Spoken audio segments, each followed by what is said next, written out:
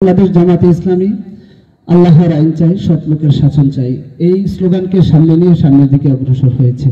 স্বাধীনতার 54 বছরে আমাদের বাংলাদেশ বারবার নেতৃত্বের কারণে পিছিয়েছে।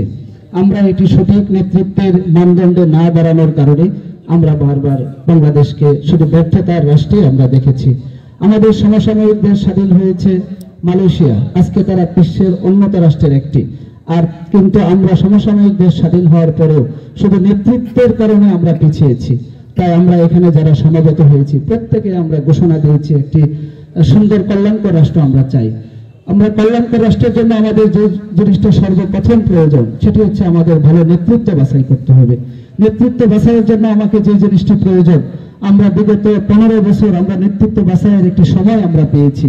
আমরা দেখেছি অনেককেই তাদের সাথে আপোষ করতে, অনেককে ফ্যাসিস্টের সাথে হাত মিলাতে, অনেককে ফ্যাসিস্টের সাথে কাঁধে কাঁধ মিলিয়ে চলতে।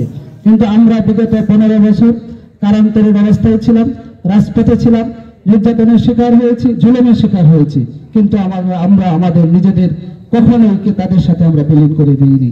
আমরা আমাদের এই বাংলাদেশের স্বাধীনতার সার্বভৌমত্ব রক্ষা করার জন্য বাংলাদেশ জামাতে ইসলামী সবসময় বদ্ধপরিকর।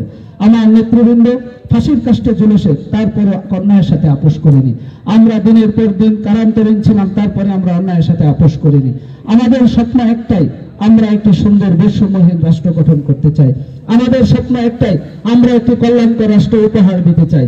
কল্যাণকর রাষ্ট্রের মূল বৈশিষ্ট্য হচ্ছে এখানে কোনো বেকার থাকবে না, সকল বেকারের চাকরির ব্যবস্থা করা হবে। যেই বেকারকে চাকরি না দেওয়া যাবে তার জন্য সরকারি ভাতার ব্যবস্থা করা হবে। আমাদের সকল ক্ষেত্রে প্রত্যেকটি জায়গায় মসজিদ মাদ্রাসা থেকে নিয়ে শুরু করে প্রত্যেকটি জায়গায় সামাজিক প্রতিষ্ঠানের সকল জায়গায় আমরা সুবিচার সুশাসন সবকিছু প্রতিষ্ঠা করতে আমরা চাই। সম্মানিত ভাইয়েরা, সর্বশেষ যেটি বলবো, আমরা যারা সমবেত হয়েছি আল্লাহ রাব্বুল আলামিনের পবিত্র কোরআনের ভাষা অনুযায়ী ওমাইয়া তাসিমু বিল্লাহি ফাকাদ হুদিয়া ইলা সিরাতিল মুস্তাকিম, আমরা একটি সংঘবদ্ধভাবে একটি আমরা কল্যাণকর রাষ্ট্র গঠন করব। সবাই মিলে আমরা সফল হব। আল্লাহ রাব্বুল আলামিন আমাদেরকে সেই সফলতার দ্বারপ্রান্তে পৌঁছানোর তৌফিক দান করুন। আপনাদেরকে সাথে নিয়ে সুন্দর নাকলা নালিদাবাড়ি আমরা করতে চাই। আল্লাহ রাব্বুল আলামিন আমাদের এই আশাকে কবুল করুন। আমিন। আসসালামু আলাইকুম ওয়া রাহমাতুল্লাহি ওয়া বারাকাতুহু।